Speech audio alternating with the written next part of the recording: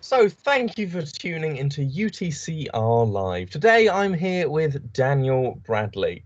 He doesn't really have any proper qualifications, but he is a member of the Conservative Party. And obviously a student at UTC Reading. So could you tell us a little bit about yourself and what you do at UTC Reading? Yes, so I currently teach a politics class at UTC Reading. What I did before we closed the school, I currently do the lessons now online, which involves writing up the lessons, which can be very time consuming, because it turns out that the most boring parts of politics also seem to come up in the curriculum a lot. However, these lessons seem to be going well. The exams went well for me. And yeah, it involves setting homework and marking homework. I'm about 2 months behind on the marking of homework, but what can you say? Truly fitting into the teacher role there. Could you tell us a little bit about a few of your experiences at UTC Reading? My experiences? Oh, so I've taken many professional qualifications. I've got a keen interest in doing the programming ones because I was doing some research and it turns out there's a software engineering starting salary of 30,000, which sounds very nice because I think you get a degree out of it. Which, while software engineering has never been a strength of mine, I am a big fan of the 30,000 a year. An interesting fact as well, the average salary for a McDonald's business manager is £30,000 a year. McDonald's do offer a degree apprenticeship for 22,000, which doesn't look too bad. They do indeed. How would you say UTC compares to your old school? Well, it's a lot smaller in size. They seem to be a lot more specialised. And while I would say the behaviour does appear to be better at a UTC than other schools, this is not replicated across the country. So when the UTCs were first introduced, the creator Michael Gove said that he believed that they had failed. UTC is the UTC Reading is one of the exceptions to this, as it currently has an outstanding Ofsted grade and is considered a world-class school. So we should thank the senior leadership team for all their work in keeping it as one of the best UTCs in the country. Speaking of the senior leadership team, could you tell us a little bit about what it's like to have a parent at the school that you go to? That's all right. He doesn't seem to appear anywhere near me. He said that when he first joined that he thought I would be embarrassed by him being there. It turns out that he's embarrassed by me being there, which may or may not be a good thing. Oh, and people have expect me to plaster my face across all the walls in a run for student president, which that came from the teachers who thought I was going to do that, not me. So in response, we're going to go and do that now. Speaking of you plastering your face all over the walls at UTC Reading, people know who have spoken to you will know that you are quite politically active. Where did this fascination with politics come from? Ooh, that's a very good question. I'd say I first got into it soon after the 2015 general election. It's somewhere in between there and Brexit. I was picked up by the pro-Brexit message of getting back national sovereignty. And after that, I was a keen enthusiast. I stayed up all night watching the 2016 US election results, which was a fascinating evening. Because you could just switch through the channels, and with the exception of Fox News, all the presenters seemed to be crying when they heard Trump was elected.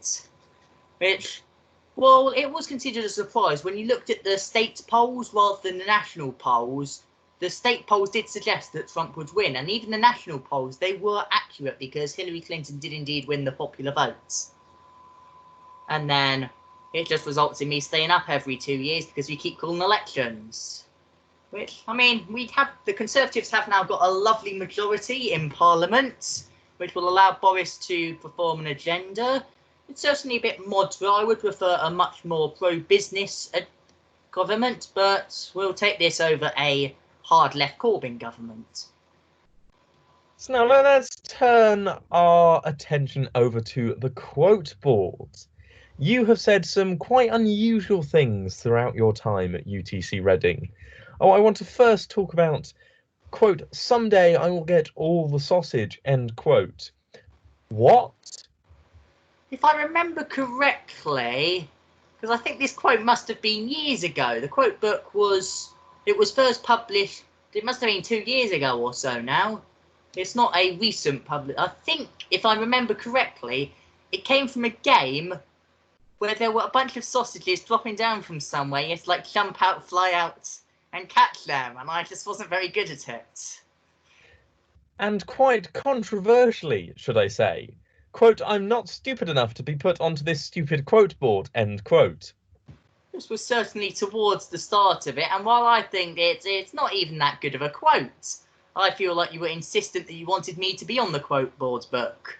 That's why I've got my own chapter on it, which I'm also the only person to have a picture in the quote book, performing my certainly superior knowledge and expertise in, well, I guess, quotes. As the publisher of the quote board the book, I would like to state that your face is not inside the quote board the book. It is simply on the cover. It is. Moving swiftly on. We were reading the reviews on Amazon, and there were quite a few negative reviews about the picture on the back. Moving swiftly on, could you tell us a little bit about some of your interests and hobbies as a general human being? So I've got a great interest in politics, believe it or not. I'm an active member of the Conservative Party, and since the lockdown started, they've been regularly having Zoom meetings where you can talk with the local councillors. I believe, Ben, you're also a Conservative member, even if you don't remember signing up at all.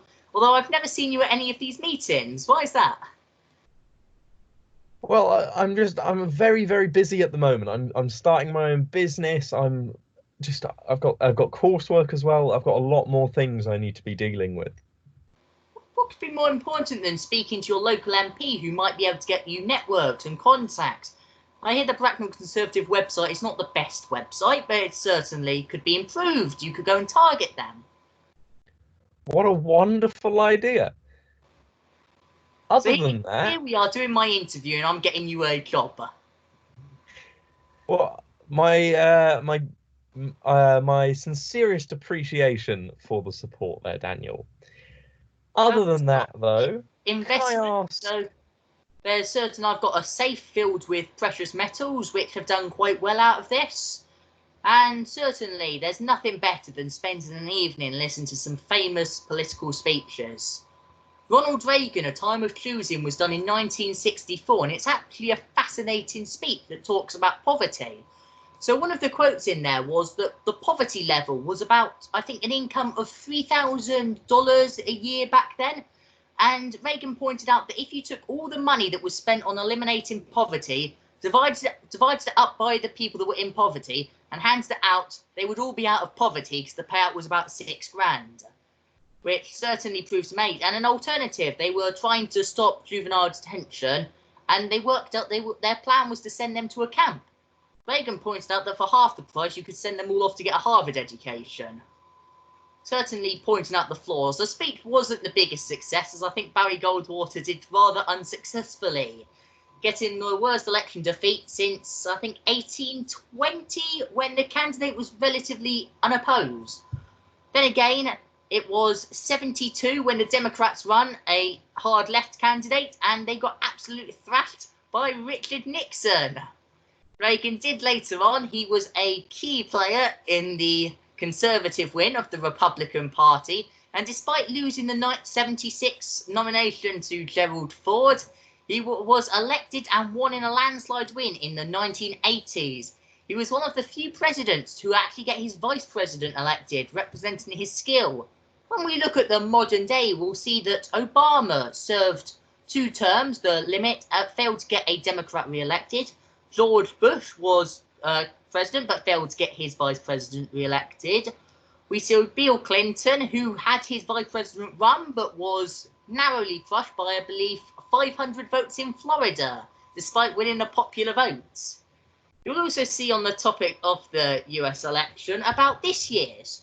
So when you look at the history of US elections, you'll find that while the Republicans are really good with winning with rather old experience, Daniel, the Democrats require... be quiet! People want to hear this. The Democrats will require younger candidates. So when Obama was first elected, he was I apologize for what I'm about to say. Dad, shut up! When Bill Clinton was first elected, he was relatively young and inexperienced. When Jimmy Carter was... Don't worry, I'll just cut it out in post. None of this is going to go through. They've been saying they're not going to put this up, but then when you... I can't stand it. Thank you so much. I haven't finished yet. Thank you for your interesting opinions there that will surely have put everybody who was listening to sleep if I don't speed it up in post. Right. Now, can I just ask one very, very simple question? When UTC Reading was still open before the COVID-19 pandemic, what was your favourite part of the day? Oh, there would be several. There were several times where I would say politics lessons were a key part of it. As if Benji hasn't cut it out, we just spoke about the US elections. But I'm sure Benji doesn't want me to talk about politics anymore, as if any of this interview goes live, the chances are when this is live, he'll have cut out a good 15 minutes worth of me talking about US election. So instead we'll talk about the time that Benji doesn't want to mention, where he lifted up the printer with LaRouche's papers on top and just spilt them absolutely everywhere. He then fled to leave someone else with the blame. But LaRouche, if you're listening to this, it was Benji who spilt all your papers everywhere. So, a wonderful confession that's just come out from Daniel there. I'm sure I am going to get attacked when I go back to UTC Reading in a couple of months' time. Unfortunately, because... It was like 1,000 pieces of paper that were just stuck behind the printer. They had to move the printer to try and get them all out. It was all disorganised. And unfortunately, because Dan has rambled on about US politics for about 4 years, that is all we've got time for. And thank you. Question 9. No, more rambling. They promised me question 9. Anything you want to bring attention to now? Daniel, is there anything you want to bring attention to? Yes. If you want to get some disposable coffee cups, I would recommend this if you can get them in there. They're quite good. You get 100 for about £10. They're made of a bamboo. They're fully recyclable. And they're very good for storing hot coffee. They're very good because they're disposable, they're recyclable. And the best of all, they hold a lovely latte when you make them properly like I do. Alternatively, if you prefer to brew your own coffee, you can get a nice coffee machine that I've got over there. There's also a fan over here, but you won't be able to see it. Brew some lovely coffee. If you want to get some coffee beans, we've got these lovely supercharger coffee beans. They're good for keeping you awake if you need to do a late night worth of work.